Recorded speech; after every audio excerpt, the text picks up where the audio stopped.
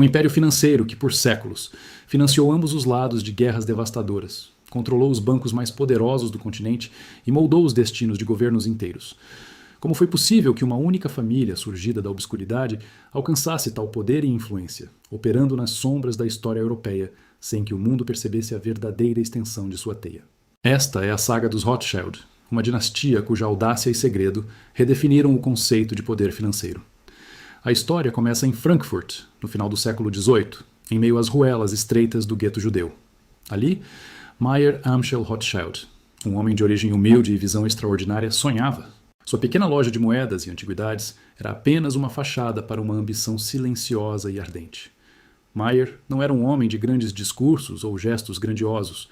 Seu poder residia na observação aguda, na inteligência calculista e na capacidade de enxergar oportunidades onde outros viam apenas caos. Ele construiu uma fortuna inicial trocando moedas raras e emprestando dinheiro a príncipes, cultivando uma rede de contatos que se estenderia por toda a Europa. Mayer sabia que, para transcender as limitações de sua origem e da própria Frankfurt, precisaria de uma estratégia radical. Sua visão ia além de uma única cidade, além de um único país. Ele decidiu dispersar seus 5 filhos, Amschel, Salomon, Nathan, Carl e James, pelas capitais financeiras mais proeminentes da Europa: Frankfurt, Viena, Londres, Nápoles e Paris. Essa não foi uma simples migração, mas o plantio estratégico de sementes de um império.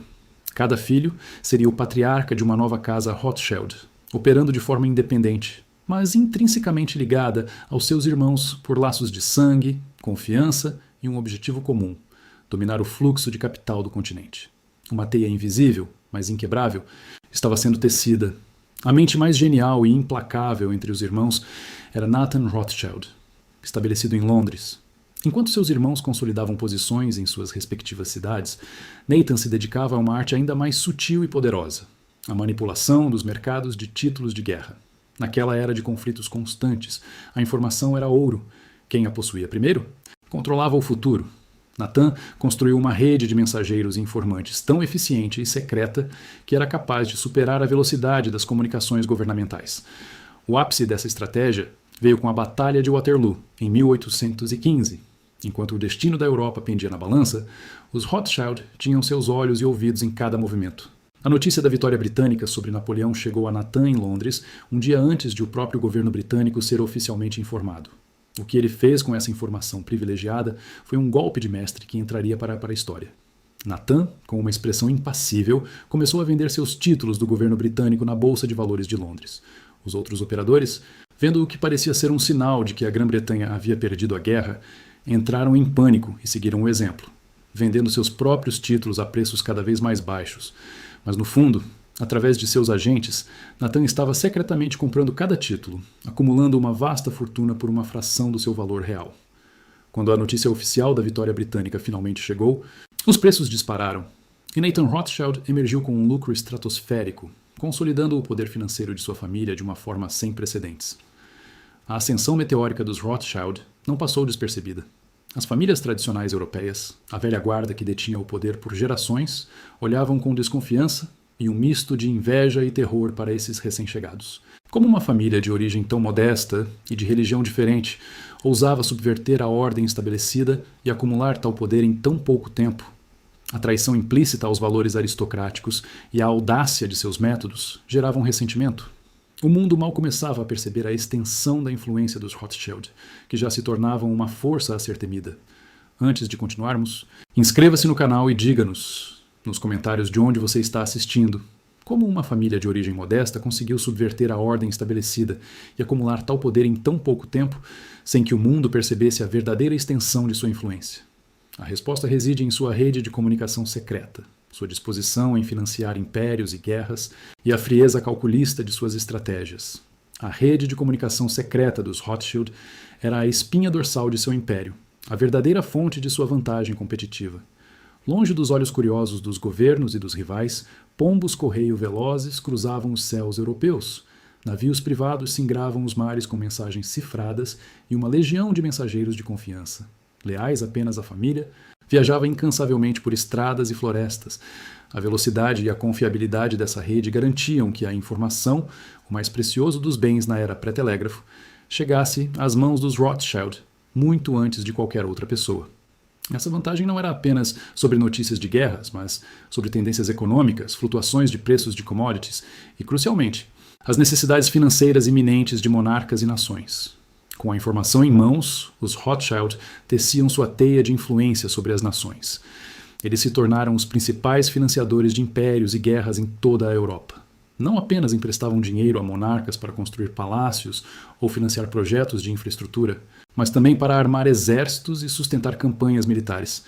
O poder de escolher quem recebia o financiamento era, em essência, o poder de influenciar o resultado de conflitos.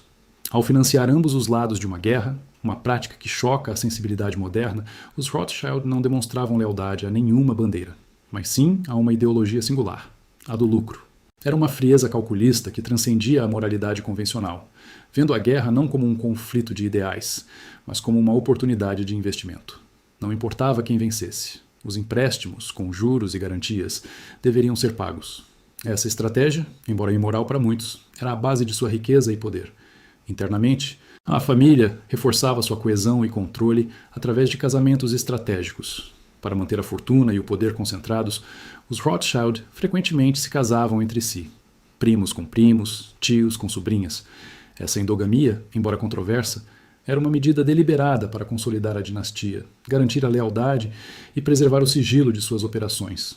A riqueza não sairia da família e os segredos seriam mantidos entre aqueles de sangue. No entanto, tal poder e discrição não poderiam passar totalmente despercebidos. As vozes críticas começaram a surgir, inicialmente como murmúrios, depois como acusações abertas. O receio de um poder financeiro sem precedentes, operando nas sombras, gerou uma onda de desconfiança. As primeiras sementes de teorias da conspiração foram plantadas, sugerindo que os Rothschild eram os verdadeiros manipuladores por trás dos tronos europeus, os condutores invisíveis dos destinos das nações. A imagem pública da família, embora cuidadosamente gerenciada, começou a rachar sob o peso dessas acusações. A pressão sobre os irmãos era imensa.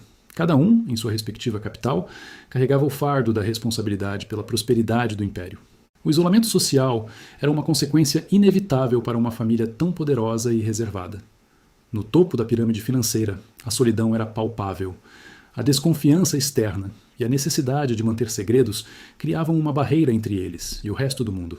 A vida pessoal era frequentemente sacrificada em nome do negócio da família, e o peso de suas decisões podia ser esmagador.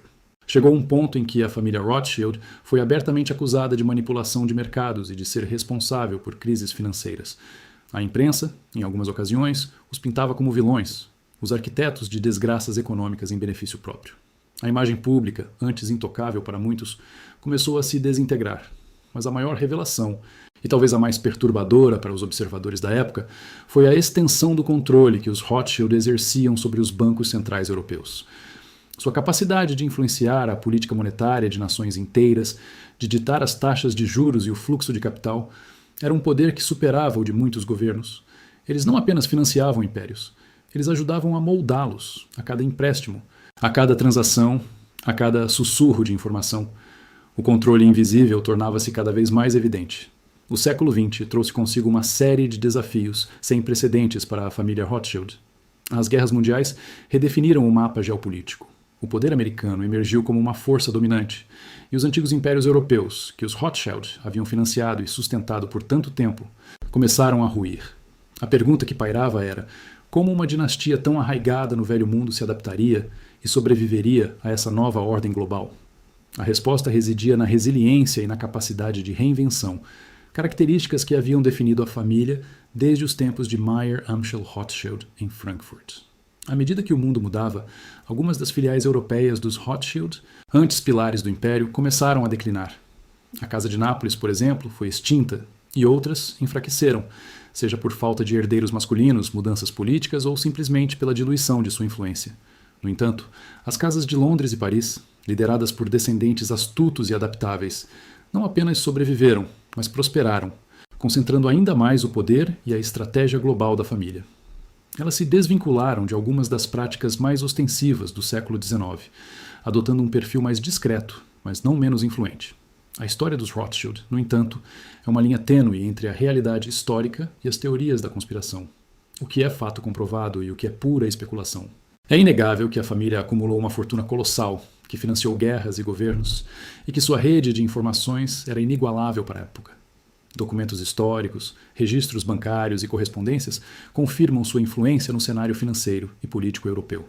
Contudo, a ideia de que controlam secretamente os bancos centrais do mundo ou orquestram eventos globais a partir das sombras é, em grande parte, produto de especulações e narrativas antissemitas, que, infelizmente, persistiram ao longo dos séculos.